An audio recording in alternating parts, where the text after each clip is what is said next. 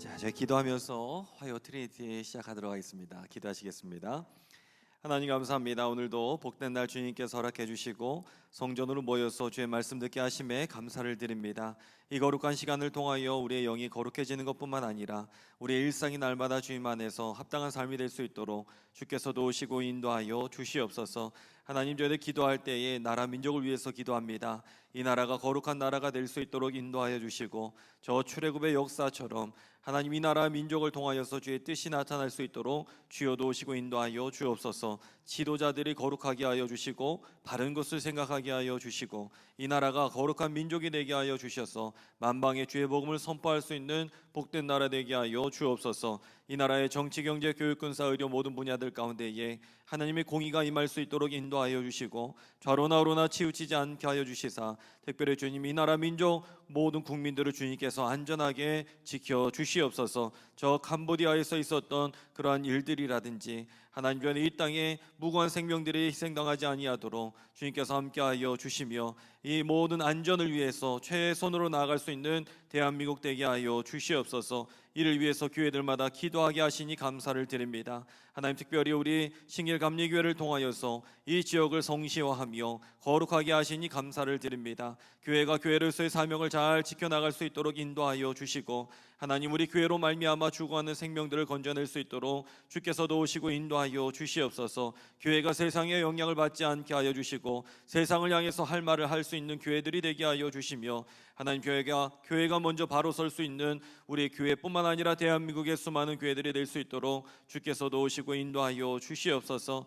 하나님, 기도할 때 우리 성도님들 주님께서 친히 안전으로 함께하여 주시고 영육 강건하게 하여 주시며 우리 교회 안에서 저희들 충만한 은혜를 늘 체험하실 수 있도록 주께서 돌보시고 인도하여 주시옵소서. 우리 연로하신 성도님들 주님께서 붙들어 주시사 하나님 주님의 사명을 온전히 다 감당하실 수 있도록 인도하여 주시고 그때까지 주님께서 안전하게 늘 지켜주시고 보호하여 주시옵소서. 교회 학교를 주님께서 든든하게 지켜주시며 믿음의 다음 세대가 성장할 수 있도록 인도하여 주시고 특별히 이번 주 토요일에 있을 바자회를 위해서 기도할 때에 그것은 단지 물건 파는 행사가 되지 않게 하시며 그 일들을 통하여서 영혼을 구원해낼 수 있는 복된 잔치 자리가 되게 하여 주옵소서. 이를 위해서 수고하고 애쓰시는 모든 분들을 주님께서 품어 안아주시고 특별히 좋은 일기를 주님께서 허락하여 주셔서 하나님 날마다 주님의 성호를 향해 나아갈 수 있는 우리 교회가 되게 하여 주시옵소서. 하나님, 저희들 오늘 이 트리니티 시간을 위해서 기도합니다. 거룩한 말씀의 잔치로 주님께서 인도하여 주시고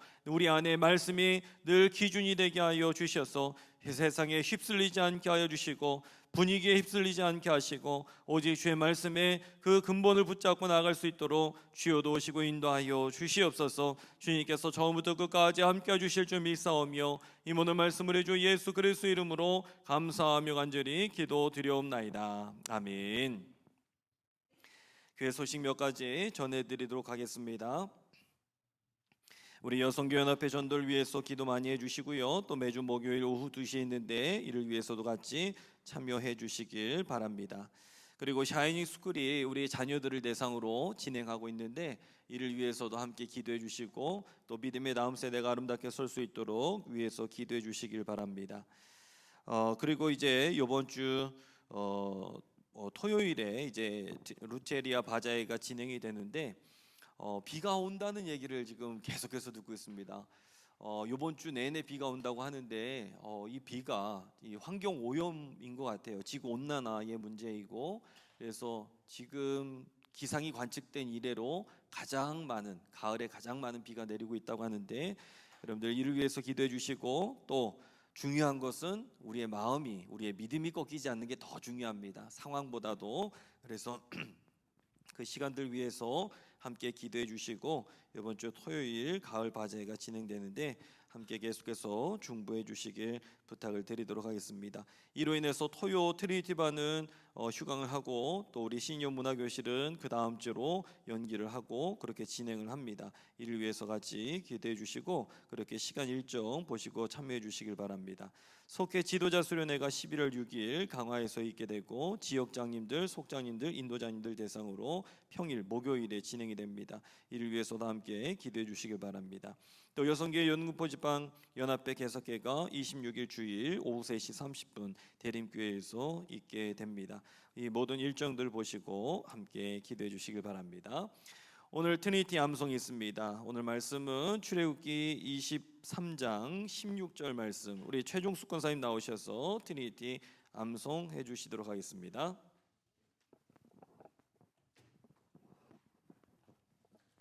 안녕하십니까. 소망오속 최종숙 권사입니다. 오늘의 말씀은 출애굽기 23장 16절 말씀입니다. 맥주절을 지키라. 이는 내가 수고하여 밭에 뿌린 것에 첫 열매를 거둠이니라.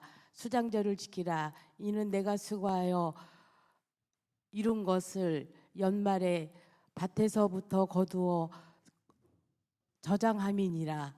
아멘. 자, 우리 마지막으로 가겠습니다. 전사님 바쁘셔요. 사진도 빨리 찍으셔야 됩니다. 감사합니다. 수고하셨습니다. 저쪽 한번 봐주시죠. 찍으셨어요? 네.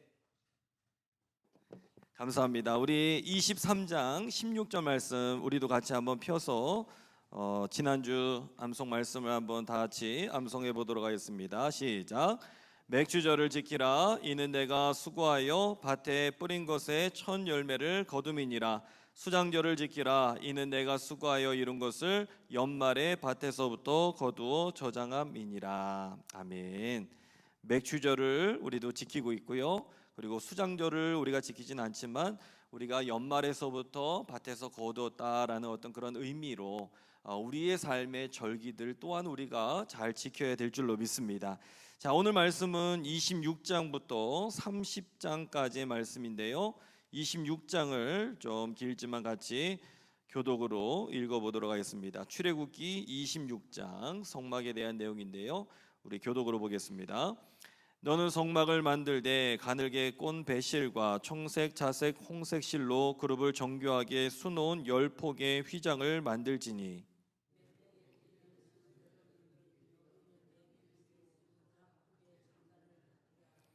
그 휘장 5폭을 서로 연결하며 다른 5폭도 서로 연결하고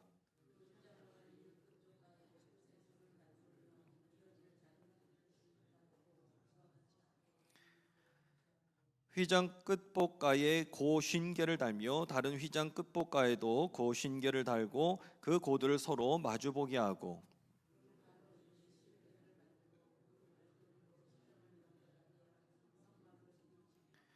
그 성막을 덮는 막 곧 휘장을 염소털로 만들되 11폭을 만들지며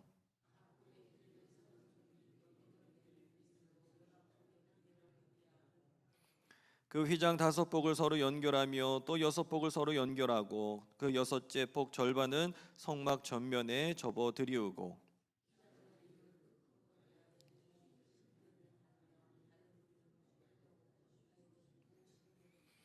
놋갈고리 50개를 만들고 그 갈고리로 그 고를 꿰어 연결하여 한 막이 되게 하고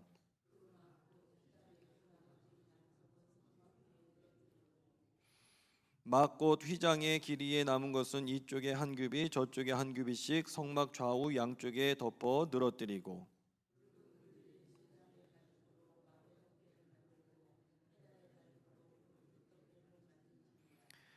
너는 조각목으로 성막을 위하여 널판을 만들어 세우되 각 판에 2촉씩 내어 서로 연결하게 하되 너는 성막 널판을 다 그와 같이 하라.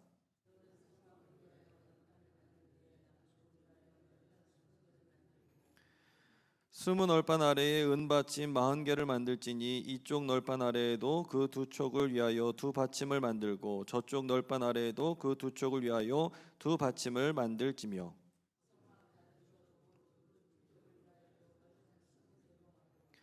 은받침 40개를 이쪽 널판 아래에도 2받침 저쪽 널판 아래에도 2받침을 하며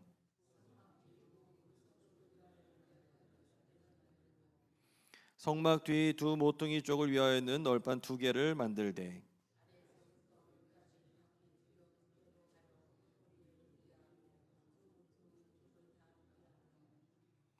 그 8널판에는 은받침이 16이니 이쪽 판 아래에도 2받침이요 저쪽 판 아래에도 2받침이니라.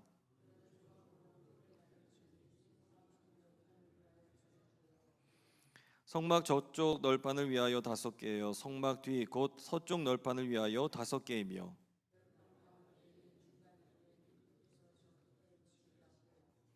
그 널판들을 금으로 싸고 그 널판들의 띠를 꿰 금고리를 만들고 그 띠를 금으로 싸라. 너는 청색, 자색, 홍색 실과 가늘게 꼰 배실로 짜서 휘장을 만들고 그 위에 그룹들을 정교하게 수놓아서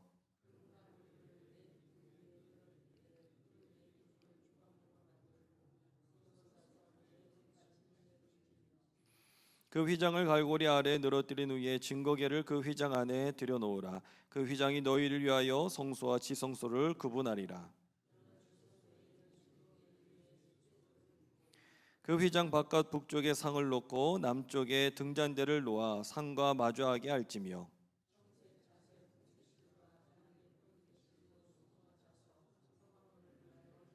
다 함께 읽습니다. 그 휘장문을 위하여 기둥 5을 조각목으로 만들어 금으로 싸고 그 갈고리도 금으로 만들지며 또 그 기둥을 위하여 받침 5개를 노스로 부어 만들지니라. 아멘. 할렐루야. 하나님의 은혜 축복이 저와 여러분들 삶 가운데 오늘도 임하길 간절히 축원합니다. 우리 전우자분들에게 서로 인사하겠습니다. 잘 오셨습니다. 우리 서로요. 네. 오늘 누가 오셨나 한번 체크해 보시고요. 이제 얼마 남지 않았습니다. 한 두 번 10월 마지막 주까지 화요일 날 하면은 강의는 끝나고 11월 첫째 주에 시험을 보게 됩니다. 11월 첫째 주. 그래서 이 시험은 요번에 배운 것만 시험 보는 게 아니라 그 전에 배웠던 것 기억하실런지 모르겠습니다. 그런데 다 이렇게 오픈으로 해서 볼 거니까 너무 염려하지 마시고 그렇게 진행하도록 하겠습니다. 그래서 이제 진짜 얼마 남지 않았는데 여기에서 턱 막혀요. 이게 지금 말로다가 다 설명을 해놨지만 머리로 그려지는 게 여전히 어렵죠. 우리가 성경을 읽다 보면 막히는 부분이 바로 이 부분인 것 같아요. 성막과 이 증거계와 그리고 뭐 지성소, 성소 나누고 물두멍 나누고 번제단 있는데 이거를 숫자로 말로 다 설명을 하다 보니까 이게 도대체 뭔가 하고서 그냥 넘어갈 때가 많이 있는 것을 볼 수가 있습니다. 자, 26장을 한번 보면 26장이 지금 어떤 구조로 되어 있느냐. 첫 번째, 성막의 덮개 구조를 우리에게 지금 말해주고 있습니다. 성막의 덮개. 그래서 이렇게 그래서 여기보다는 여기가 길고 여기보다는 이쪽이 길고 그거를 지금 이제 글로다가 설명을 해 놓은 거거든요.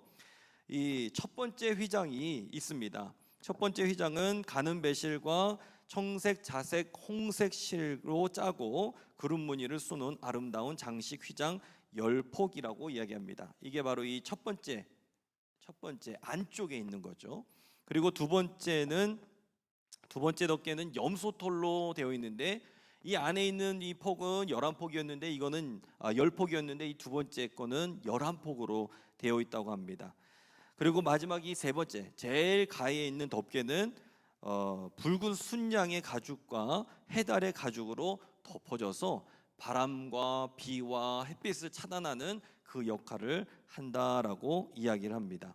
혹시 그림이 있을까요? 예, 저렇게 그림을 보시면 저기 지금 이렇게 뭐 양탄자처럼 이렇게 덮여 있는 그게 이제 그 덮개를 설명해 주고 있는 거예요. 그래서 저 밖에 있는 게 제일 바깥쪽에 있는 덮개, 그 안에 이제 3겹으로 덮여 있습니다. 그거를 이제 첫 번째, 두 번째, 세 번째 그렇게 지금 나눠져 있는 것을 볼 수가 있어요.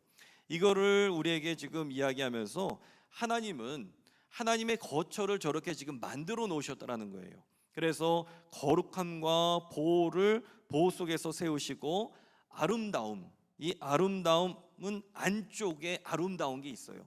이 안쪽에 아름다운 거죠. 그리고 견고한 거는 바깥쪽. 그래서 가로의 안쪽과 바깥쪽을 쓰시면 됩니다. 그래서 안쪽은 아름다운 거고 바깥쪽은 견고한 겁니다. 이거를 하나님께서는 지금 동시에 만들어 놓으시는 거죠. 자, 두 번째는요. 15절부터 30절까지 이 성막의 널판과 구조물들. 저 그림을 한번 좀 다시 한번 보여주시겠어요? 그림에 보시면 이 지금 덮개가 있잖아요. 덮개 밑에 있는 이 모든 것들이 지금 널판으로 세워진 거예요. 널판으로 세워져서 저쪽과 이쪽 그리고 가로 세로의 길이가 서로 다르게 되어 있는 것을 보게 되는데, 자, 널판, 이거는 벽체입니다. 벽체, 벽으로 이렇게 벽을 세우는 거예요. 그래서 가로에 널판 벽체를 쓰시면 됩니다. 널판은 이 벽체인데 조각목으로 만들어졌습니다. 조각목은 아카시아 나무를 생각하시면 됩니다. 아카시아 나무로 남쪽과 북쪽은 각각 널판이 20개이고 은받침은 40개가 들어갑니다. 그리고 서쪽은 널판 6개, 모퉁이 기둥 2개 해갖고 총 8개로 들어갑니다. 그 널판이 있는가 하면, 이 널판들이 있으면 이 판들이 서로 연결될 때에 가로지르는 가로대도 있어요. 그거를 띠라고 얘기하는데, 저기 안에는 지금 자세는 안 나와 있는 것 같은데 안 나와 있습니다. 이제 가로지르는 가로대가 있어요. 각 면마다 널판들이 서로 연결될 수 있게 모두 금으로 싸서 고정을 하고 있다라는 겁니다. 그리고 이 널판들이 있을 때에 이렇게 받침들도 있는 것 같아요. 그래서 이 받침들이 널판 하나에 2개씩 있는 거겠죠. 그래서 그거를 지금 글로다가 설명을 한 겁니다. 이걸 통해서 우리가 알 수 있는 것은 이 성막은 하나님의 지시에 의해서 정확하게 세워져야 되는 것이고, 그 안에는 하나님의 임재는 순종도 있고 질서도 있고, 그로 말미암아 하나님이 임재하신다라는 것을 우리에게 말해주고 있습니다. 지금 성막에 덮개가 나왔었고, 지금 두 번째는 성막에 널판들이 있었습니다.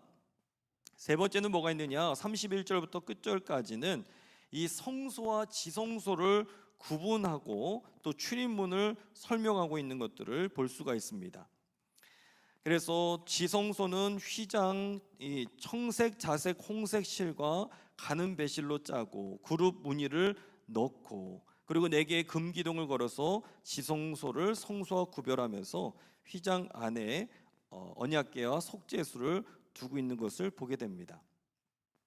여기 보시면은 그림에 그냥 좀 제가 대충 설명해 보면, 이렇게 해서 여기가 지성소, 그리고 여기를 성소라고 구별하면 여기가 한 10규빗 정도 되고요. 이쪽이 한 20규빗 정도 됩니다. 이쪽은 지금 제가 잘못 그려놨는데 여기도 10규빗, 여기가 정사각형 정도로 되어 있고요. 이 성소 안에 들어가기 전에 여기 분향단이 있고요. 그리고 이쪽 안에 이쪽에는 법궤가 안에 들어 있습니다. 지성소 안에 법궤가 있고요. 법궤 들어가기 전에는 이 분향단이 있고, 그리고 이 위쪽과 아래쪽에 설치되어 있는 게 있는데, 위쪽이 떡상, 여기가 떡상이 있고 여기가 금촛대가 있습니다. 그리고 이 성소를 들어가기 전에 여기 밖에는 물두멍이 있고요. 그리고 저 표현대로 여기에는 또 번제단이 있습니다. 그래서 이 성막을 구분하는 게 지성소, 성소, 그리고 지성소 안에는 법궤가 있고, 그리고 성소 안에는 떡상이 있고 금촛대가 있고, 그리고 그 앞에는 분향단이 있고요. 그리고 그 밖으로 나오면은 물두멍이 있고, 저기 그림에 보시면 불타 있는 게 지금 번제단이 이렇게 있는 것을 우리가 볼 수가 있습니다. 지금 그 이야기를 계속해서 우리에게 해주고 있는 거예요. 그래서 이 기구 배치가 휘장 밖에, 가로에 뭘 쓰셔야 되냐면 휘장 밖에 성소가 있고, 이 성소에는 이 상북쪽과 그리고 등잔대 남쪽에 배치합니다. 이게 말로 다 표현하니까는 지금 다 어렵지만은 우리가 그림으로 보면 휘장 밖에 성소에는 이 상 북쪽에 있고, 떡상을 얘기하는 거예요. 떡상과 그리고 금촛대, 그렇게 남쪽에 배치가 되어 있습니다. 성막 입구 휘장은요 같은 재료로 만들어져 있는데 뭘로 되어 있느냐? 청색, 자색, 홍색 실로 수를 놓게 되어 있습니다. 청색, 자색, 홍색 실로 수놓은 문 휘장을 만들게 되고, 5개의 기둥에 금갈고리와 높받침으로 되어 있습니다. 그래서 하나님의 지성소, 여기는 임재의 자리가 되는 것이고, 그리고 가로의 임재의 자리, 그리고 성소는 예배의 자리로 구별하셨다라는 것을 볼 수가 있습니다. 임재의 자리하고 예배의 자리. 그래서 거룩한 것과 그리고 거기에서 접근하는 것에 대한 그 명확한 지시가 분명히 있어서 하나님께 나아가는 길에는 하나님께서 정하신 방식 안에서 우리가 그것이 가능하다라는 것을 보게 됩니다. 그래서 함부로 그 지성소 안에 들어갈 수 있는 게 아니었고 엄격하게 제한되어 있었다는 것을 보게 되죠. 자, 이 26장 지금 성막 덮개 그리고 성막의 널판, 성소와 지성소 구분해 놓은 것들, 여기에 어떤 의미가 있느냐? 첫 번째는요, 교회는 안과 밖이 다르다라는 거예요. 교회는 안과 밖이 다르다. 왜 그러냐면 성막은 우리가 아까 그림을 보셨지만 그렇게 특별하지는 않아요. 어떻게 보면 약간 좀 허술해 보이는 것도 있습니다. 왜냐하면 성막의 외관을 덮고 있는 제일 겉부분은 해달 가죽으로 되어 있어서 거무튀튀하고, 이게 바람이 불고 뭐 하면은 모래가 그 안에 붙으면서 저 멀리서 봤을 때에는 그냥 모래 언덕처럼 보이는 것이 바로 그것입니다. 그리고 그런데 이제 그렇게 멀리서 볼 때는 그렇지만 그 안쪽으로 들어가면 막 금색, 자색, 홍색 이런 실로 화려하게 수놓아져 있고, 그리고 이 널판이라든지 모든 기구들은 다 금으로 둘러싸여 있다라고 이야기하는 것을 통해서 우리가 동일하게 교회에서 보면, 교회도 밖에서 보면 때로는 거무튀튀하고 그냥 똑같은 건물로 보일 수도 있어요. 하지만 이 안으로 들어오면 주님의 영광, 이것으로 교회 안에는 가득 차 있는 줄로 믿습니다. 그렇기 때문에 교회를 겉으로 보는 거하고 안에 들어와서 보는 거하고는 분명한 차이가 있다라는 것을 우리에게 말해주고 있다라는 것이죠. 두 번째는요, 예수님의 보호하심을 우리는 받는 줄로 믿습니다. 자, 7절에 보시면요, 두 번째 그 막이 있었는데 이 성막의 덮개의 두 번째는 염소털로 제작이 되어 있어요. 그리고 제일 마지막은 14절에 해달 가죽으로 되어 있습니다. 해달 가죽은 보호하는 겁니다. 방수 효과가 좋아요. 염소털은요, 단열 효과가 좋습니다. 따뜻합니다. 즉 겉으로 보기에는 다 볼품없어 보이지만 그 안에서는 내구성도 있고 보호하는 것도 있고 따뜻하게 하는 것도 있다는 거예요.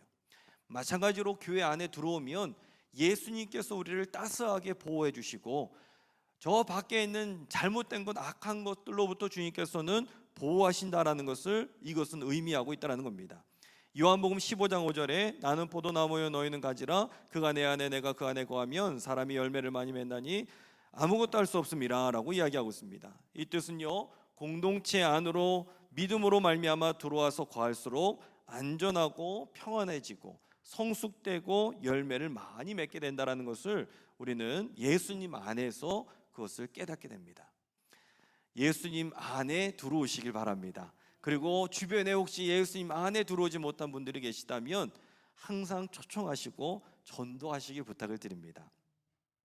제 월요일에 주일에 저희 이모부님이 이제 돌아가셔서 제가 주일에 예배를 마치고 이제 다녀오게 됐었어요. 그런데 저희 외가댁에는 참 죄송스럽게도 교회 다니시는 분이 한 분도 안 계세요.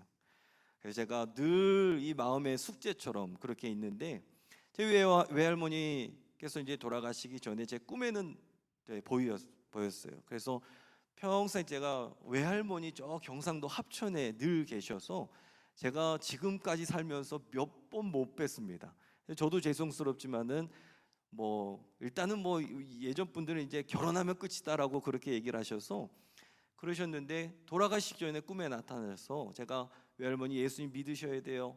제가 늘 외가댁을 위해서 그렇게 기도하고 있는데 요번에 이제 이모부님이 이제 췌장암으로 돌아가셨어요. 그래서 나이 연세는 얼마 되지 않으셨지만 제가 가서 또 복음을 전하고, 이모 이제는 예수 믿으셔야 돼요. 근데 이 복음 들어가는 게 왜 이렇게 어려운지 모르겠습니다. 그런데 예수님 안에 보호를 받아야 우리는 진짜 이 영이 살게 됩니다. 그런데 그 얘기를 하더라고요. 그 딸 중에 한 딸이 맏딸이었는데 저에게 그 얘기예요. 제 이름을 불러가면서 저보다 위니까 야 중섭아 너가 목사인데 좋은 곳 갈 수 있게 기도를 해달라라고 하는 거예요. 좋은 곳이 어디예요? 좋은 곳이 어디입니까? 예, 천국이잖아요. 천국을 갈 수 있으려면 어떻게 됩니까? 예수 믿어야죠. 예, 그 얘기를 했죠. 그랬더니 안 들어요. 근데 좋은 곳을 가기를 그러니까 세상 말로 죄송합니다. 명복을 빌어달라는 건데 그 명복이라는 게 저 어디냐 저 절에서는 명복을 빌어주고 하지만 우리는 명복을 빌어주는 게 아니에요. 좋은 곳을 갈 수 있게 하기 위해서는 지금 살아서 예수 그리스도 안에 거하고 예수 믿어야 된다는 것을 우리는 얘기할 수밖에 없습니다. 지금 그거를 우리에게 지금 성막을 통해서 계속해서 말씀하고 있는 겁니다. 자, 세 번째는요, 서로 연결되라라는 거예요. 서로 연결되라. 이 덮개의 무게는요, 굉장히 무겁습니다. 이 성막을 안전하게 버티려면은 뼈대가 튼튼해야 돼요. 우리 교회도 마찬가지예요. 이 교회를 버티려면은 이 기초 공사, 골조 공사가 잘 되어 있어야 되는 거예요. 그리고 그 당시에는 이것을 가다서다를 반복하기 때문에 접었다 폈다를 해야 되는 거기 때문에 분해 조립이 빨라야 됐습니다. 이것이 15절에 나오는 널판이에요. 15절에 나오는 널판. 그래서 이 널판을 만들어서 세우게 되는데 높이는 10규빗으로 대충 이게 몇 미터냐면 4.5미터입니다. 4.5미터. 이거를 우리가 머릿속으로 좀 그리기 쉽게 그렇게 좀 표현해냈습니다. 4.5미터이고 폭은 한 규빗 반으로 70cm. 70cm로 한 면에 20개가 필요했고 그냥 세웠던 게 아니라 튼튼하게 하기 위해서 가로의 중간에 띠를 가로지르고 우리가 이거를 요즘 말로 이야기하면 지주팩이라고 이야기할 수 있는데 널판 20개 받침으로 40개가 소유가 되었다라는 거예요. 널판 이거 너무 길죠? 널판 20개 받침 40개 소유가 됩니다. 널판 20개 받침으로 40개가 소유가 되고 여기에 보면 널판 48개 총 96개의 은으로 만든 받침이 있고 널판에 부착된 192개의 고리가 있고 거기에 가운데를 연결하는 5개의 가로막대는 중요한 건 숫자가 아니라 이거예요. 오차가 없어야 된다는 거예요. 우리가 저 군대에서도 텐트 세울 때가 있거든요. 그런데 지주팩이라든지 뭐가 안 맞으면 나중에 막 싸우게 돼요. 나중에. 그러니까는 이 정확하게 서로가 다 연결이 되어 있어야 됩니다. 교회도 마찬가지입니다. 교회도요 정교해야 됩니다.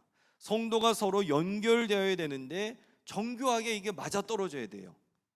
그래서 우리 마음에 서운한 것, 우리 마음에 사소한 것이 있다라면 그 사소한 것, 서운한 것들이 있더라면 서로가 많이 이것을 풀어야 된다는 거예요. 그래야 교회가 성도가 서로 맞아 들어가게 되고 그로 인해서 단단하게 해진다는 것이죠. 이것은 겸손한 마음이 필요한 겁니다. 자기보다 남을 낮게 여기는 마음이 필수적이다라는 것이죠. 우리 신길 감리교회는요 서로 연결되어 있는 교회가 되어야 될 줄로 믿습니다. 이거를 우리에게 말해주고 있습니다. 자, 이 26장을 어떻게 적용해 볼 수 있느냐? 첫 번째, 교회 일의 기준은 말씀이 된다는 거예요. 교회 일을 보면요 세상 일보다는 조금 수월해 보여요. 왜냐하면 교회 일 그렇게 사실 힘든 일 별로 없습니다. 그래서 세상적인 관점으로 일을 할 때가 있는데 정확한 데이터와 기준이 우리의 삶의 세상에서 그렇게 일을 했다라면 교회도 그렇게 접근하려고 하시는 분들이 계시는데 그렇게 보면은 설렁설렁 일하는 사람들이 마음에는 안 드는 거예요. 그런데 또 너무 야 이거는 대충 이렇게 하면 돼, 은혜로 넘어가면 돼 라고 이야기하는 분들에게 있어서도 또한 조심해야 된다는 것이 교회 일이다라는 거예요. 생각보다 정교한 게 교회 일이고요 생각보다 때로는 은혜롭게 해야 되는 것이 교회 일이에요. 기준이 무엇이냐? 내가 되기 때문에 교회에서 일을 하다 보면은 다툼이 생겨납니다. 하지만 중요한 것은 언제나 말씀이 기준이 되어야 될 줄로 믿습니다. 하나님 중심이에요. 생각보다 정교하고 때로는 은혜로 가야 될 때가 있다라는 것을 우리는 유동적으로 잘 알아야 된다는 것이죠. 저는 우리 바자회 준비가 그러한 준비가 돼야 될 줄로 믿습니다. 이게 너무 일 하면은 때로는 강박해지고요. 또 너무 야 이거 그냥 대충 하면 돼 하면은 나중에 많이 펑크가 나요. 그러면은 그 일을 누군가는 메꿔야 돼요. 그러니까 일을 할 때에는 정확하게 하는 것도 필요하고 은혜롭게 하는 것도 필요하다는 겁니다. 두 번째는요, 교회는요 질서가 있다라는 거예요. 성막에 덮개와 프레임이 있었습니다. 그리고 가로지르는 막대도 있었어요. 다 규율이 있었습니다. 질서대로 이런 것들이 다 맞아떨어져야 됩니다. 교회도 마찬가지예요. 교회도 질서가 있습니다. 목회자의 일이 있고 장로님들의 일이 있고 권사님들, 집사님들의 일이 있고 성도님들의 일이 있다라는 것을 우리는 볼 수가 있어요. 그래서 우리는 이 일들에 있어서 교회의 질서대로 그렇게 교회는 서나가야 된다라는 것을 보게 되고, 목회자의 같은 경우에는 신방, 예배, 장례, 교육, 설교 이런 일들이 있고, 장로님들 같은 경우에는 담임자를 도와서 예배, 성례, 행사, 집행을 보좌하는 일들을 하게 됩니다. 그러면서 교회 임원들의 활동을 지도하기도 하고 교회 재정 유지를 위해서 감당을 하기도 합니다. 이게 우리 교리와 장경에 나와 있는 내용인 거예요. 그리고 권사님의 같은 경우에는요, 담임자의 지도에 따라서 기도회를 인도하기도 하고 낙심한 분들을 권면하는 일들을 권사님들이 감당하셔야 됩니다. 그리고 불신자를 전도하는 일들도 감당하시고 속회에서 성경을 가르치기도 합니다. 집사님들 같은 경우에는 기도생활과 전도, 봉사, 교회 부흥에 앞장서고 맡겨진 직무에 봉사하는 것이 집사님들의 직분입니다. 즉 교회는 나름대로의 질서가 있고 그 질서대로 우리가 해나가는 이 일들이 있다는 것이죠. 우리 모든 성도님들은 그 질서에 늘 순종하면서 우리 교회가 부흥하는 일들에 늘 앞장서시길 간절히 부탁을 드립니다. 네, 이거는 저만 아멘하면 안 돼요. 다 아멘 하셔야 됩니다. 자, 27장 보도록 하겠습니다. 27장은 번제단이 먼저 어떻게 만들어야 되는지 8절까지 나와 있습니다. 이 번제단의 재료는 조각목, 아까 들었던 대로 아카시아 나무입니다. 그런데 이 겉은 노수로 싸게 하고 이 크기를 보면 가로가 5규빗, 세로가 5규빗, 즉 2.3m, 2.3m, 그리고 3규빗은 1.4m 정도. 2.3, 2.3, 높이가 1.4. 제가 이 수치를 메타로 환산한 이유는 머릿속으로 좀 그려질 것 같아서 그렇게 했습니다. 그림 한번 보여주실까요? 저 그림이에요. 그래서 저 안쪽에는 그물망처럼 되어 있어서 고기 굽는 것처럼 석쇠가 이렇게 되어 있고, 그리고 여기 보면은 이 궤가 있어요. 이거 뭐죠? 채는 거, 이 채, 이 궤, 이게 끌고 저기 이렇게 메고 갈 수 있게 하는 거. 그리고 안에는 비어 있고, 저게 가볍게 되어 있고 나무로 되어 있기 때문에 가볍게 되어 있고 노수로 둘러싸여 있어서 불 붙지 않게 해놓은 것을 우리는 볼 수가 있습니다. 그래서 그 이야기를 하고 있고요. 그래서 이 번제단의 크기, 재료, 구조까지 구체적으로 지시하면서 이 이스라엘 백성들이 하나님께 제사를 드리는 중심 장소가 되게 하는 것을 볼 수가 있습니다. 두 번째는요, 성막들에 대한 내용이에요. 성막들, 마당이죠. 그 마당의 구조를 이야기하고 있습니다. 성막 주위를 둘러싼 뜰을 만들게 하시는데 길이가 100규빗으로 약 45m, 45m고, 그리고 너비가 50규빗으로 약 23m를 이제 만들라라고 주님께서 말씀을 하십니다. 그래서 사방은 가는 배실로 짠 휘장으로 둘러싸여 있고, 그리고 기둥과 받침은 놋, 즉 청동으로 되어 있고 갈고리와 가름대는 은으로 제작이 됩니다.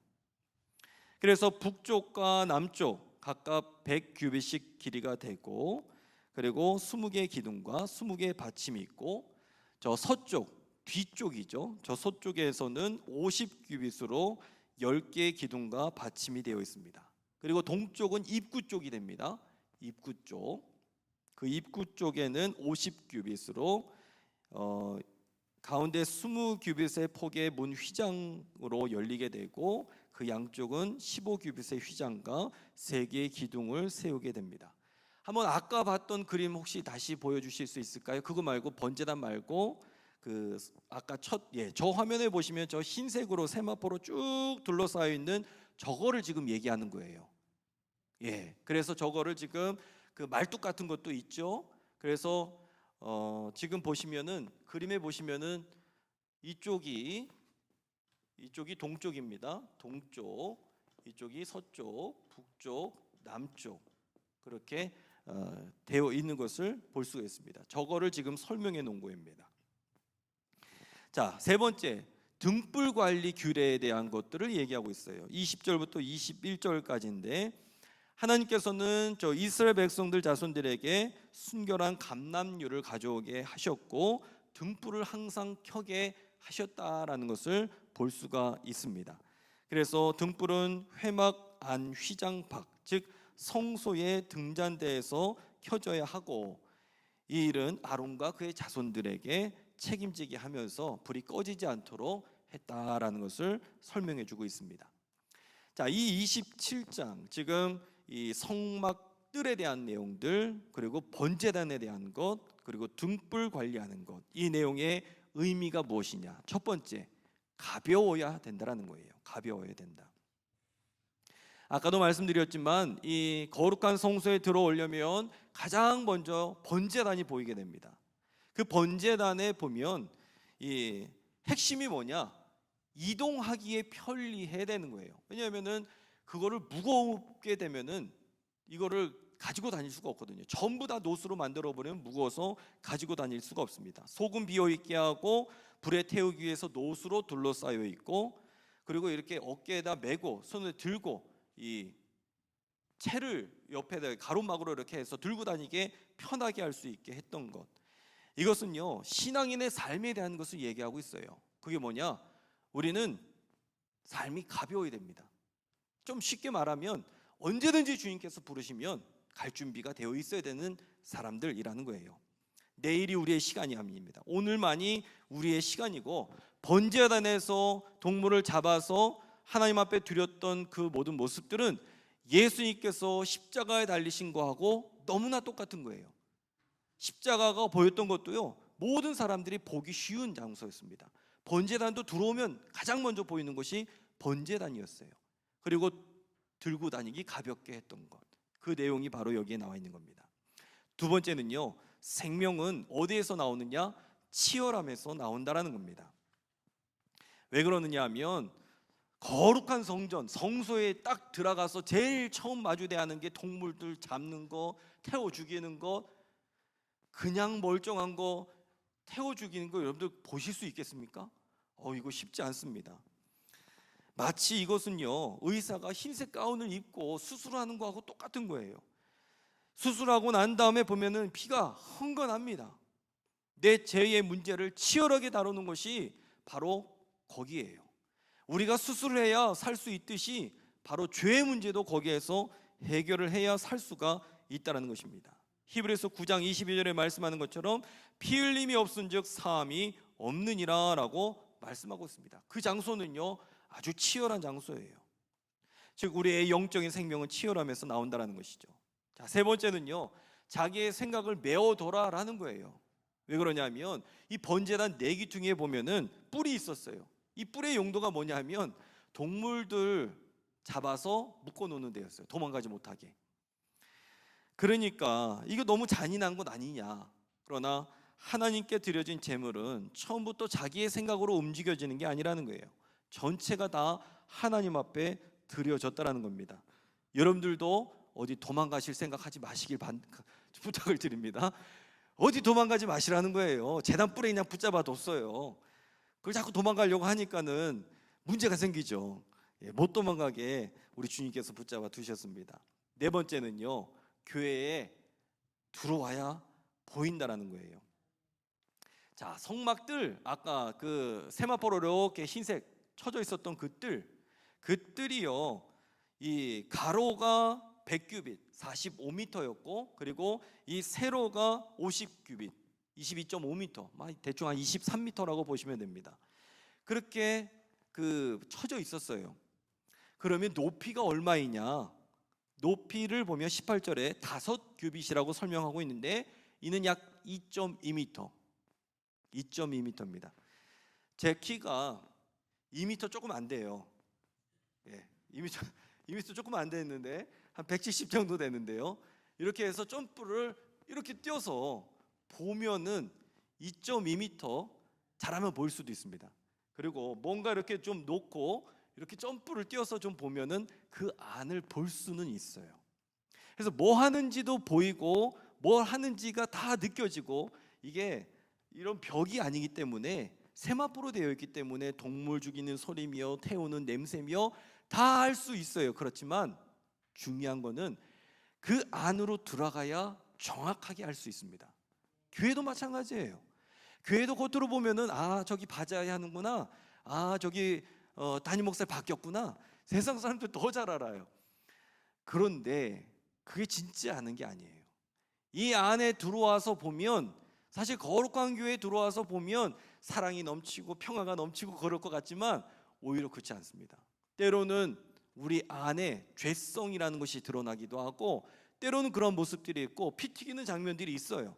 그런데 진짜 교회를 알기 위해서는 1년을 다녀보고 3년을 다녀보고 5년을 다녀보고 10년을 다니면서, 때로는 성도로 있다가 때로는 집사님이 되셨다가 권사님이 되셨다가 또 장로님이 되셨다가 또 은혜 받아서 저처럼 잘못된 길로 들어와서 목사가 됐다가, 그렇게 되면서 이게 이런 거구나.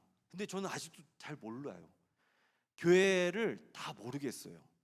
그게 바로 진짜예요. 그 이야기가 지금 여기에 담겨 있는 내용이라는 겁니다. 여러분들, 교회에 깊이 들어오시길 간절히 축원합니다. 안 들어오실 거예요, 다들? 깊이 들어오시길 간절히 부탁을 드립니다. 깊이 들어오다 보면 더 인내심이 생겨야 돼요. 더 참을성도 있어야 됩니다. 자, 5번째, 성령이 임하면 화목해지게 될 줄로 믿습니다. 27절에 보시면 회막이 등장해요. 이전에는 용어가 성막이었는데 27절 회막이 나옵니다. 장소는 같지만 부르는 장소 명칭이 달라졌어요. 성막은 하나님의 임재로 거룩한 장소를 이야기한다면, 회막은 사람들이 만나는 장소를 의미하게 되죠. 즉, 성령이 임하면 거룩함을 넘어서 사람들이 모이는 곳이 되는데, 즉 성령이 임하면 예배만 드리는 장소가 아니라 그곳에는요 웃음꽃이 피어나는 장소가 되어야 될 줄로 믿습니다. 성령이 임하는 장소, 그 교회, 우리 신길교회가 되길 저는 간절히 바랍니다. 자, 27장 어떻게 적용해 볼 수 있느냐? 첫 번째, 예배는 단순한 감정이 아니다라는 거예요. 예배자의 기본은요 하나님 중심이에요. 내가 은혜를 받았느냐 안 받았느냐, 이거는 그 두 번째, 세 번째, 마지막이에요. 오히려 하나님 중심으로 드리는 예배가 되어야 된다는 것이죠. 자, 두 번째는요, 하나님께 나아가는 길은요 질서가 필요합니다. 하나님이 여전히 거룩한 질서 속에 임하시고, 예배, 교회 사역, 공동체, 이 모든 섬김에도 질서가 있다는 거예요. 즉, 교회는 세상의 질서가 아니라 하나님 중심의 질서와 기준이 있으시다. 자, 세 번째는요, 하나님의 임재는 지속되어야 된다는 거예요. 등불 관리를 지속적으로 하게 했던 것처럼 일시적으로 내 감정에 의해서 은혜 받고 안 받고 이 문제가 아니라 지속적으로 하나님의 임재를 위해서 기도하는 그런 삶이 되어야 된다는 것이죠. 이것이 우리 교회, 우리 신길교회 성도님들의 모습이 되시길 다시 한번 간절히 축원합니다. 자, 28장으로 넘어가 보도록 하겠습니다. 자, 28장, 이제 28장에는 뭐가 나오느냐? 제사장 옷을 어떻게 만드는지에 대한 그 내용이 있습니다. 자, 아론과 그의 아들들을 위한 거룩한 제사장 옷을 만들도록 명령을 하는데, 금색, 청색, 자색, 홍색 실과 가는 배를 사용해서 만들게 하고, 한번 그림을 한번 보여주실까요? 네, 저 그림으로 보시면 됩니다. 저 이야기를 계속해서 하고 있는 거예요. 머리에 쓴 두건이 있죠. 관이 있고요, 금패가 있고요, 그리고 또 어깨바지가 있고 흉패가 있고, 뭐 밑에 보시면은 또 에봇, 이 앞치마처럼 된 거, 그게 이제 에봇이고, 또 청색으로 또 되어 있는 것도 있고요. 그 밑에 보면은 금방울이 있고 석류가 있고, 그 안에는 반포 속옷도 안에 흰색으로 되어 있는 것들을 쭉 볼 수가 있습니다. 이 제사장 옷을 만드는 이야기가 1절부터 14절까지 나와 있고, 자 15절부터 30절까지는 흉패와 제사장 직분 표시에 대한 내용들을 우리에게 해주고 있습니다. 그래서 이 흉패에는 12개의 이스라엘 지파의 이름을 새긴 보석을 넣었고, 흉패는 아론의 가슴에 달아서 하나님 앞에 이스라엘을 기억하게 하고, 이 흉패 안에는 우림과 둠밈이라는 것을 두는데, 제가 인터넷에 보니까는 이 바둑돌 같이 이렇게 히브리어로 써 있는 두 개의 돌처럼 되어 있는 것을 볼 수가 있습니다. 그것을 흉패에 넣어서 제사장이 하나님의 판단을 받도록 하게 되어 있었다. 자, 세 번째는 31절부터 43절까지인데요. 제사장의 기타 복장과 그 지시 사항을 보게 됩니다. 겉옷, 바지, 모자, 띠, 속옷, 이런 것들을 이렇게 의복에 대한 것들을 이야기해주고 있다라는 거예요. 의복 이야기하면서 가장 중요한 것은요, 거룩함입니다. 거룩함. 그래서 이 옷을 통해서도 하나님의 임재, 하나님의 거룩함, 이것을 나타내 보이도록 하는 것이죠. 자, 여기에 담겨 있는 의미가 어떤 의미가 있느냐? 첫 번째, 제사장은 거룩한 성전이다라는 거예요. 제사장은 그 직분만으로도 거룩한 성전이다. 왜 그러냐면 제사장의 옷은요, 이 성전의 축소판이었습니다. 왜냐하면 제사장의 옷의 재료하고 그 성막의 안쪽 덮개의 재료가 똑같은 재료로 사용이 되었어요. 그리고 제사장의 옷을 보면 거기에 아까 구분되었지만은 대충 보면 흉패, 에봇, 그리고 겉옷, 반포 속옷, 그리고 관으로 구분이 되듯이 성전 또한 이 지성소, 성소, 물두멍, 번제단, 휘장, 뭐 이렇게 구분이 될 수가 있습니다.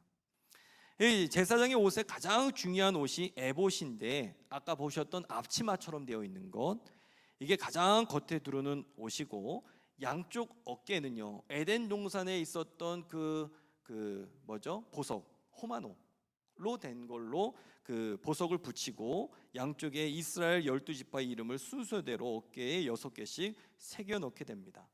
이거는 곧 뭐하고 똑같으냐 하면 제사장, 대제사장 예수 그리스도를 상징하고, 예수님께서 십자가에 골고다에 달리셨을 때에 우리의 죄를 짊어지고 가셨듯이 대제사장이 이스라엘의 12지파의 이름을 지고 그 안에 들어가듯이 똑같이 그렇게 되어 있다는 것을 보게 됩니다. 그러면 지금 이 시대에는 제사장이 누구냐? 바로 우리 성도님들이십니다. 신약의 성도들에게 이런 제사장으로 부르셨습니다. 너희는 택하신 족속의 왕 같은 제사장이다 라고 이야기를 했던 것처럼 우리가 다 바로 그렇게 거룩한 성전이 다 되시길 간절히 축원합니다. 아니, 그렇게 되어야 된다는 거예요. 두 번째는요, 우리를 뜨겁게 사랑해 주십니다. 우리를 뜨겁게 사랑해 주신다. 왜 그러냐면 이 판결 흉패에 이스라엘의 12지파를 상징하는 보석이 다 박혀 있었어요. 그런데 이 보석이 누구냐? 바로 우리 자신이에요.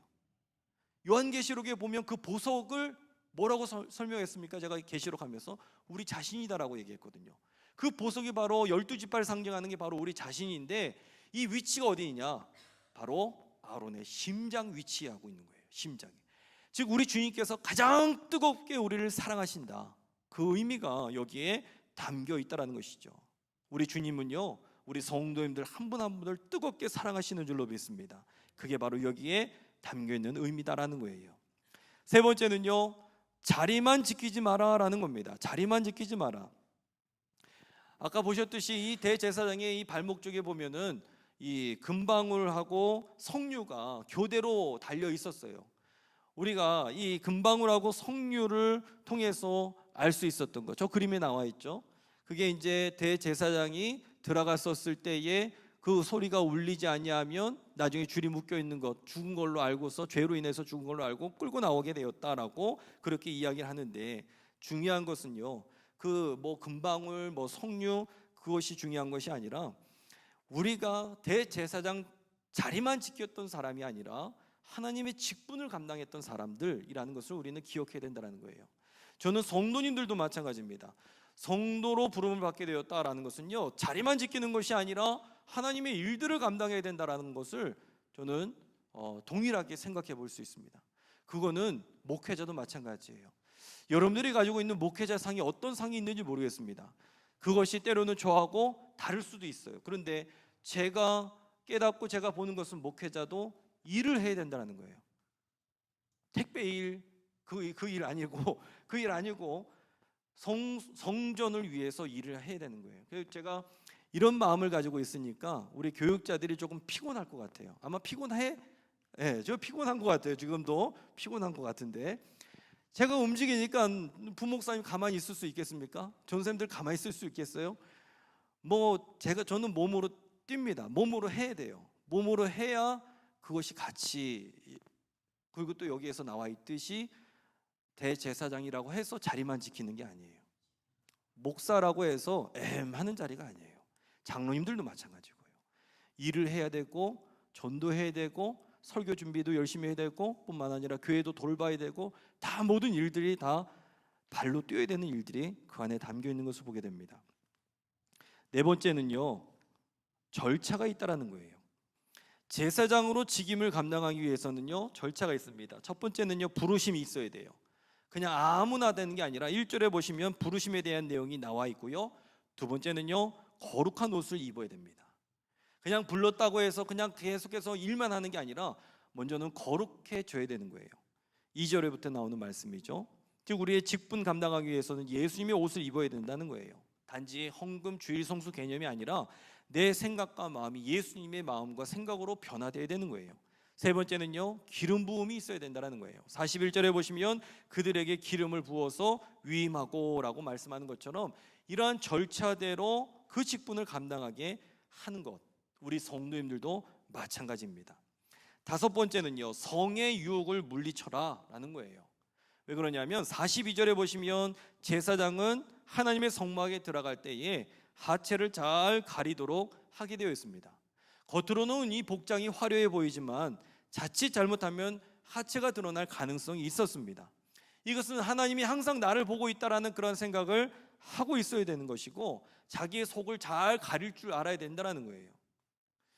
제가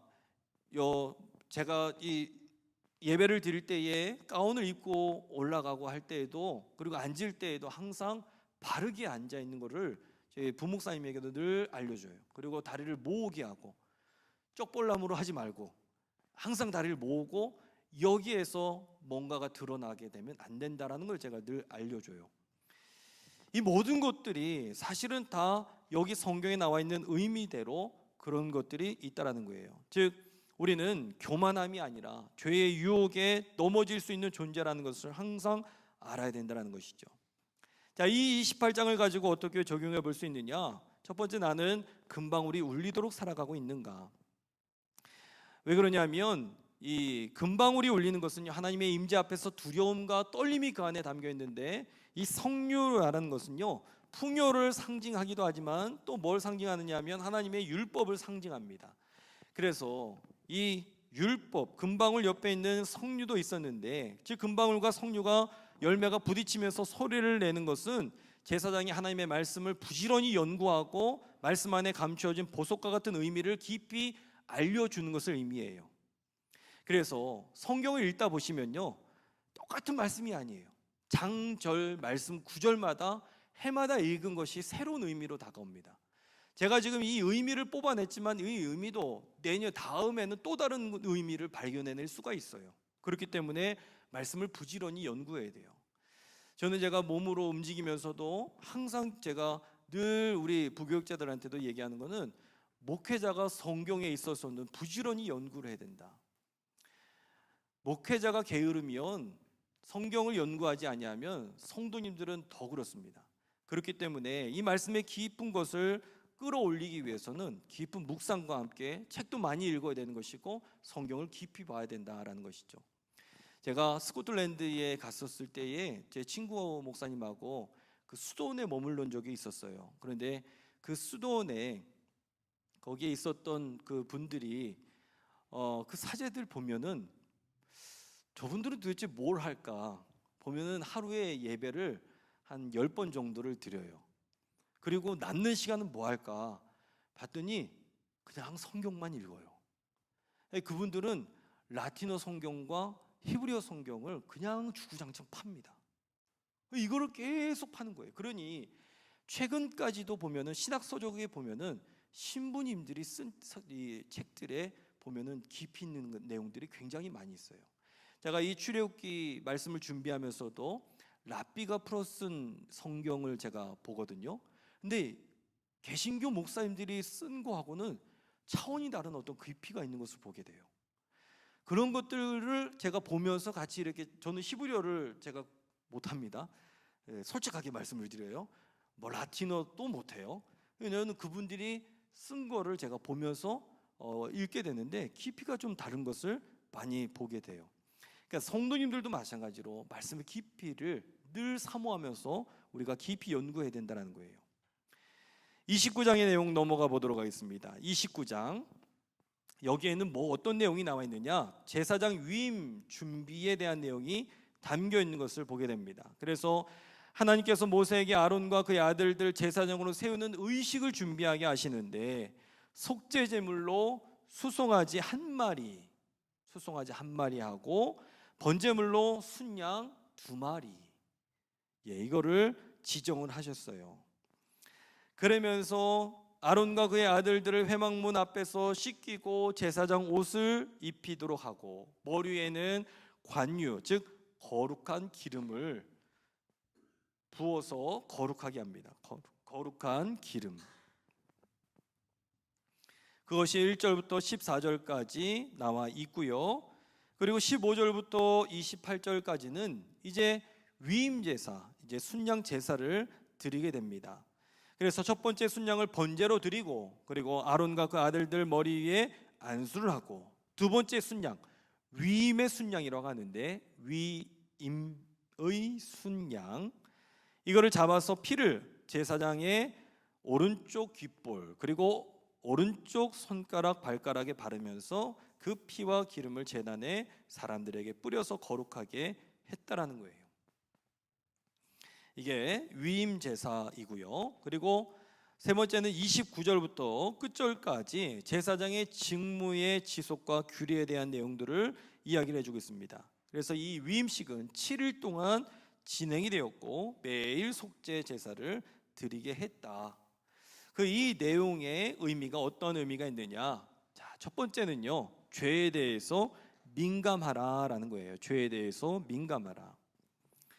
제사장 위임식 때 드리는 이 속죄제는요, 레위기와는 조금 다릅니다. 레위기 제사장의 속죄제는 피를 회막 안으로 가지고 들어와서 행하게 되었는데, 오늘 말씀에 보면은 다른 일반 백성들과 똑같이 번제단에 피를 바르게 했다라는 거예요. 이것은 무엇이냐면 아직 제사장이 되지 않았기 때문에 이렇게 했다라는 겁니다.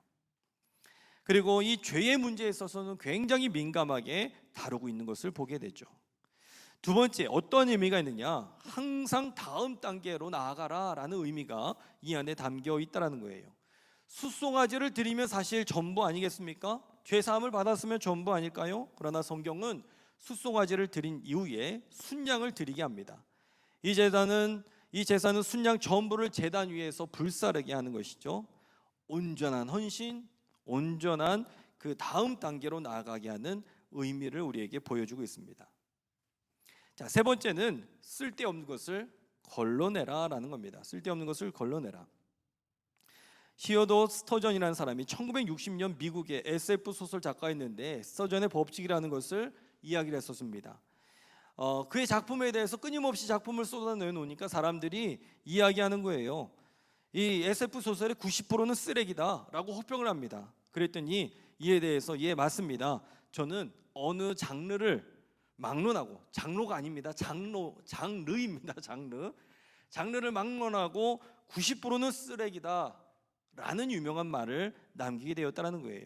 그래서 이거를 긍정적으로 말한 것이 80대 20의 법칙이에요. 100%가 있으면 100이 있으면 20%만 진짜이고 나머지 80%는 그냥 때로는 중요하지 않은 것이다라고 이야기한다라는 것이죠. 그런데 우리가 선택할 것이 너무 많아서 때로는 그냥 인터넷 검색하고 둘러보면서 걸러야 될 것들을 걸러내지 못하고 있는 우리들의 모습을 이 말씀들을 통해서 우리는 적용해 볼 수가 있다는 것이죠. 우리 손이 거룩하고 우리의 삶이 거룩해야 된다는 것을 이야기하고 있습니다. 네 번째는요, 은혜에 젖어 살아라라는 겁니다. 은혜에 젖어서 살아라. 제사장이 되기 위해서는 은혜에 젖어서 살아야 됩니다. 29절에 보시면 아론의 성의를 아들들에게 돌린다. 즉 대를 이어서 대제사장 직위를 이어가게 한다. 그리고 7일 동안 그것을 감당하게 한다. 저는 이 내용을 보면서 목회자의 삶에 대한 것들을 한번 생각해 봅니다.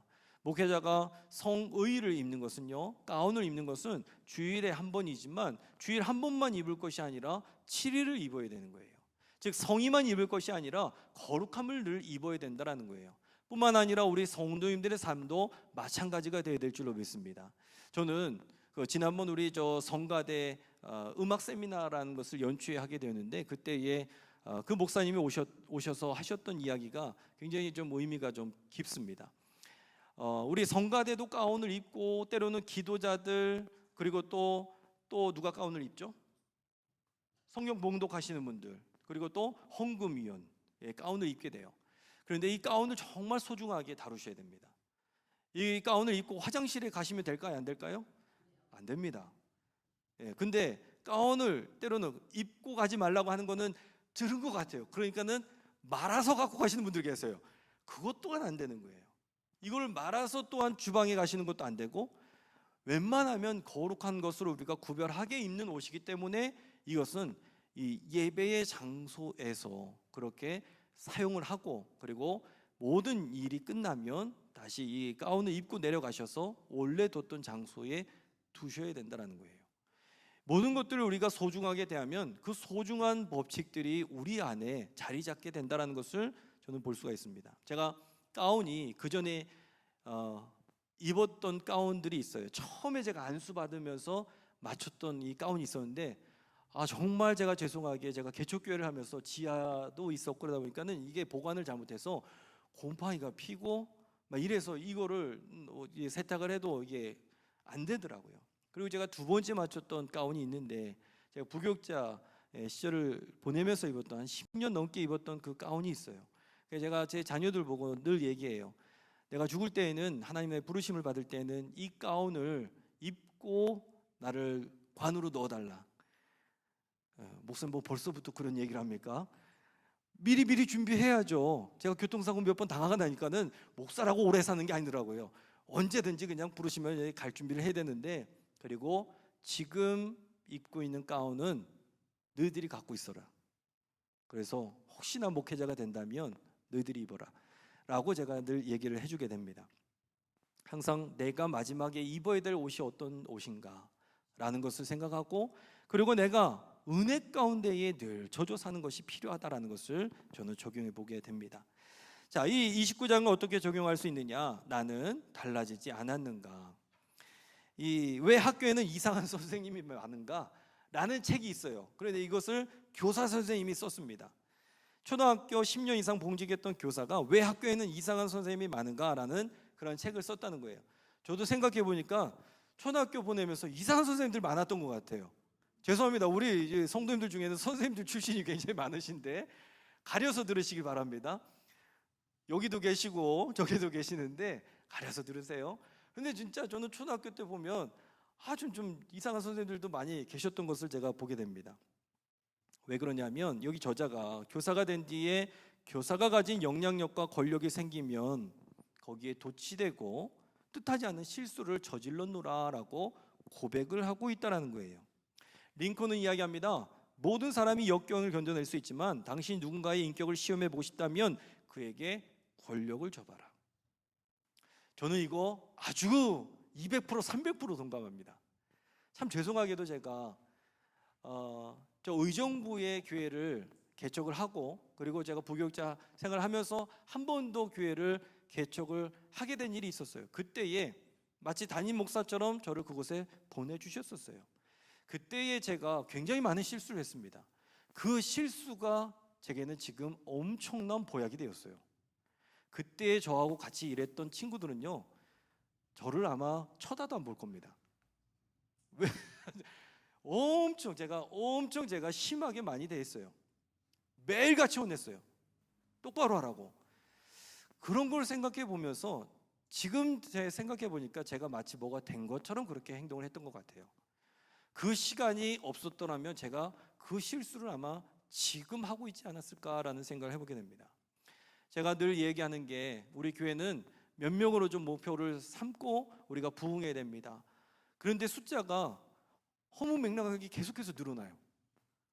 막 어느 200명이 됐다가 자고 살면 목사님 분명히 200명인데 어느 날 300명을 얘기하고 있고, 오늘 갑자기 500명을 또 얘기하고 있고, 어느 날 또 1000명을 얘기하고 있어요. 의미는 뭐냐면 저는 제 스스로를 늘 채찍질을 하면서 아직 부족하고 아직 더 나가야 된다. 제가 1000명쯤 되면 조금 교만해질 수 있습니다. 그때는 여러분들이 저한테 얘기를 해주셔야 돼요. 그러나 1000명 되기 전까지는 저는 교만해질 수가 없습니다. 계속해서 우리는 이 교만함을 드러내야 되고 비워내야 되고 계속해서 앞을 향해서 나아가야 되는 모습이 있어야 됩니다. 그래서 우리는 어떻게 해서든지 간에 은혜 안에 머물려고 해야 되는 것, 엘리 제사장의 두 아들들이 어떻게 변했는지 기억해야 됩니다. 자, 30장으로 넘어가 보도록 하겠습니다. 30장 1절부터 10절까지는요 분향단의 제작과 사용 규례에 대한 것을 이야기해 주고 있습니다. 하나님께서 모세에게 금으로 만든 분향단, 줄여서 향단, 춘향이 향단입니다. 향단을 만들라고 명령하십니다. 구체적으로 조각목으로 만들고 순금을 입혀서 거룩하게 만들라라고 이야기하면서, 이 향단은 증거계 앞, 지성소 휘장 앞, 아까 보셨었죠? 그림에 지성소 앞으로 들어갈 때 바로 앞에 거기 이제 향단이 있었습니다. 그래서 항상 이 향을 피워두라라고 이야기를 하시죠. 등불을 피워두라. 자, 두 번째는요 11절부터 21절까지 물두멍, 속전에 대한 내용들을 우리에게 말씀해주고 있습니다. 그래서 하나님은 이스라엘 백성들 계수할 때에 각 사람에게 속전 반세개씩을 드리게 했다라는 것을 우리에게 말해주고 있고요. 22절부터 끝절까지의 말씀은요 관유 만드는 법에 대한 것들을 우리에게 말씀해주고 있다라는 거예요. 자, 이거에 대한 의미가 무엇이냐? 첫 번째는요 위치를 파악하라라는 거예요. 위치를 파악하라. 이 분향단을 설명하면서 가장 중요한 게 위치예요. 그 위치가 어디라고 그랬죠? 성소에서 지성소를 들어갈 때 바로 그 앞, 그 앞에. 그게 뭐냐면 이 분향단, 향단은 뭐냐면 바로 성도들의 기도예요. 그래서 우리가 하나님의 임재로 들어갈 때 필요한 게 무엇이냐? 기도인 줄로 믿습니다. 그 위치가 중요한 거예요. 우리가 기도하면서 하나님의 임재 안으로 들어가는 거예요. 그거를 우리에게 이야기해주고 있고, 요한계시록 5장 8절에도 이야기합니다. 이 향은 성도들의 기도다라고 이야기하면서 분향단에서 가장 중요한 것은 그 위치. 두 번째는요 생명의 주인은 하나님이시다라는 것을 우리에게 말해줍니다. 속전이라는 것은요 생명을 대속해서 내는 세금에 대한 것인데, 즉 생사화복은 하나님께서 주관해 주신다라는 겁니다. 12절에 보시면 하나님께 속전을 내라 라고 이야기하고, 15절에 보시면 부자라고 더 내지 말고 가난하고 덜 내지 말라, 즉 생명의 주인은 하나님이시다라고 우리에게 말해주고 있는 것을 볼 수가 있습니다. 자, 세 번째는요 거듭남은 하나님의 영역이다라는 것을 우리에게 말해주고 있습니다. 거듭남은 하나님의 영역이다.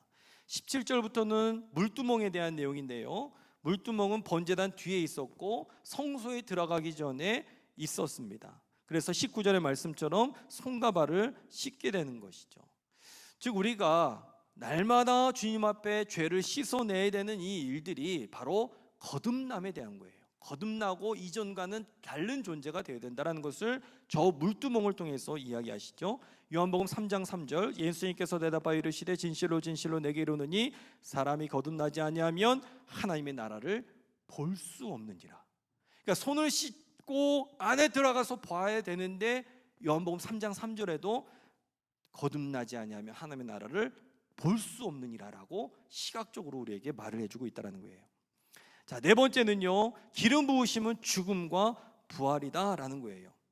관유를 만들게 되는데, 이 관유는 첫 번째 몰약이 나오게 되는데, 이것은 부패 방지를 상징하고 예수님 장례 때 니고데모가 100리터짜리를 가져왔던 것, 그거를 우리가 보게 되고, 예수님 십자가 달리셨을 때에도 몰약을 탄 포도주를 마시라고 했던 것, 그리고 동방 박사들이 가졌던 것, 우리는 그걸 잘 기억합니다.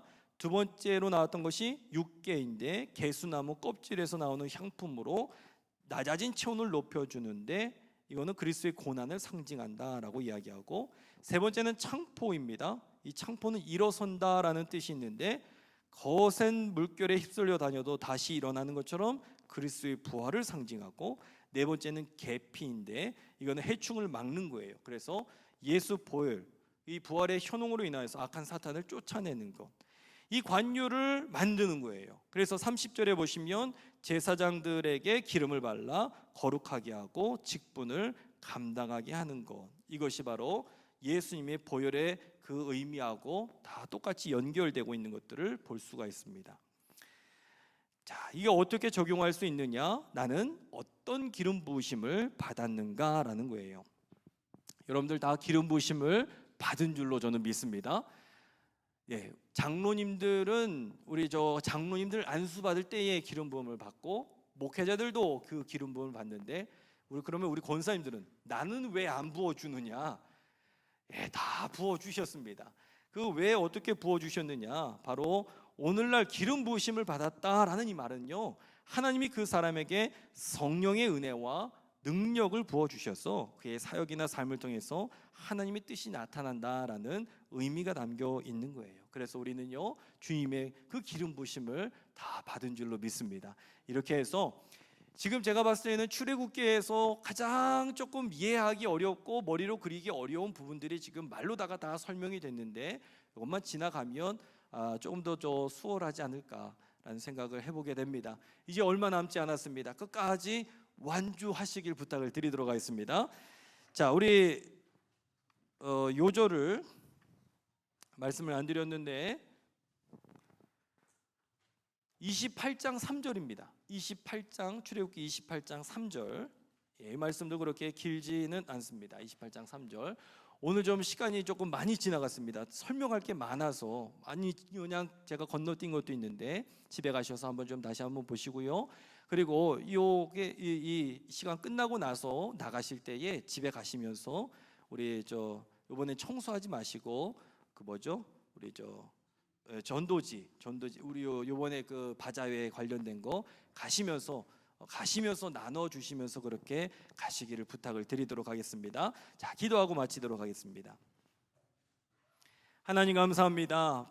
저희들에게 귀한 성막과 또 성소, 지성소, 그 안에 담겨 있는 의미들을 하나씩 보게 하심에 감사를 드립니다. 우리가 기름 부음을 받은 존재이며 우리가 성전 안에서 주님 앞에 거룩하게 예배드리는 존재로 부름을 받게 되었는데, 내가 오늘날 주님의 성전을 바라보면서 거룩하게 여기고 있는지, 내가 주님 앞에 거룩하게 예배드리고 있는지를 다시 한번 보게 하시니 감사를 드립니다. 하나님, 구약에 나와 있는 것들이 신약으로 넘어오게 되었고 또한 교회로 넘어오게 되었는데, 우리가 오늘날 예배를 드리면서도 하나하나의 의미를 따져가 보면서 우리가 예배드리는 것이 그냥 드려지는 것이 아니라 의미가 있다는 것을 깨닫게 하여 주시고, 하나님 거룩하게 예배드릴 수 있는 주의 백성들이 다 될 수 있도록 주께서 도우시고 인도하여 주시옵소서. 세상과 구별된 존재가 되게 하여 주시고, 세상과 저희들 변화에 발맞춰서 살아가는 것이 아니라 세상을 바꿔낼 수 있는 변화의 주인공들이 되게 하여 주셔서 그 거룩함이 우리 모든 성도님들에게, 우리 신길교회에 늘 임할 수 있도록 주께서 도우시고 인도하여 주시옵소서. 돌아가는 발걸음도 주께서 붙들어 주시고 다시 만날 때까지 주님께서 친히 보호하여 주시옵소서. 주님께서 함께 해주실 줄 믿사오며 이 모든 말씀을 주 예수 그리스도 이름으로 감사하며 축복하며 간절히 기도드리옵나이다. 아멘. 하늘에 계신 우리 아버지여, 이름이 거룩히 여김을 받으시오며 나라의 임하옵시오며 뜻이 하늘에서 이루어진 것 같이 땅에서도 이루어지이다. 오늘날 우리에게 일용할 양식을 주옵시고 우리가 우리에게 죄 지은 자를 사하여 준 것 같이 우리 죄를 사하여 주옵시고 우리를 시험에 들게 하지 마옵시고 다만 악에서 구하옵소서. 대개 나라와 권세와 영광의 아버지께 영원히 있사옵나이다. 아멘. 우리 하나님 앞에 감사의 박수를 드리도록 하겠습니다. 조심히 돌아가시기 바랍니다.